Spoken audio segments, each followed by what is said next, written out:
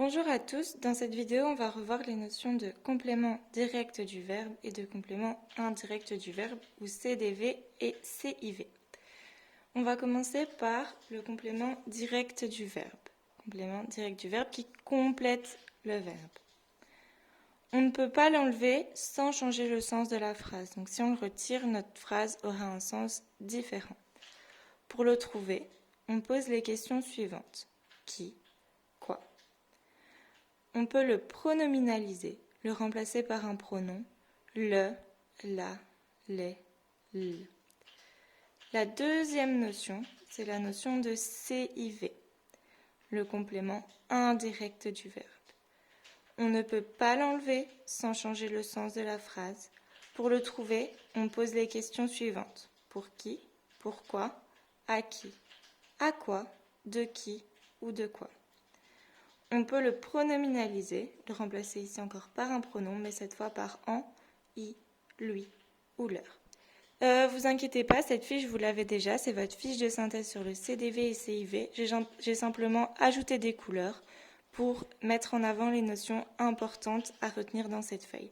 Si jamais ça vous aide, vous pouvez aussi le mettre en avant sur votre feuille de synthèse sans souci. Maintenant, on va passer à des exemples pour rendre plus concret les notions qu'on a vues sur la feuille. Vous pouvez faire ça en même temps que moi pour être sûr de bien comprendre ce qu'on est en train de faire. Quand on analyse une phrase, il y a deux choses qu'il faut commencer par faire, qu'on fera toujours. C'est d'abord trouver le sujet et le verbe de notre phrase. Donc, on va commencer par chercher le sujet dans la première phrase qui est « J'aime le chocolat ». Ici, c'est assez facile.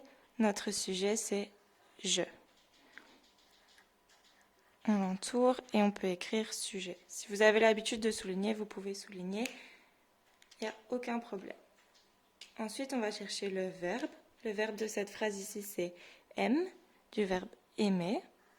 Hop, on souligne et on écrit qu'il s'agit bien du verbe. Ensuite, vous voyez, il nous reste le chocolat. Donc, pour savoir si c'est un CDV ou un CIV, il faut se souvenir des questions qu'on pouvait se poser. Pour le CDV, c'était qui ou quoi. Et pour le CIV, c'était à qui, à quoi, de quoi, pour qui ou pourquoi. Ici, on va se poser la question quoi. J'aime quoi? Le chocolat. Ça répond bien à notre question. Et donc, ça, c'est le complément direct du verbe. Donc, CDV. On va ensuite analyser la deuxième phrase. Toujours la même chose à faire en premier, trouver le sujet et le verbe de la phrase. Il parle à son ami. Donc le sujet c'est bien il, c'est lui qui effectue l'action. Donc on met que c'est le sujet. Ensuite notre verbe dans cette phrase c'est parle, le verbe parler. On peut souligner et écrire qu'il s'agit du verbe. Et ensuite, on va à nouveau se poser les questions. Donc, je les rappelle à nouveau pour que vous en souveniez bien. Pour le CDV, c'est qui, quoi. Et pour le CIV, c'est pour qui, pourquoi, à quoi, de quoi. Donc ici, on va pouvoir se poser la question, il parle à qui? À son ami. Et donc, ça va bien être une question qu'on pose pour le CIV, le complément indirect du verbe. Donc c'est bien notre complément indirect du verbe.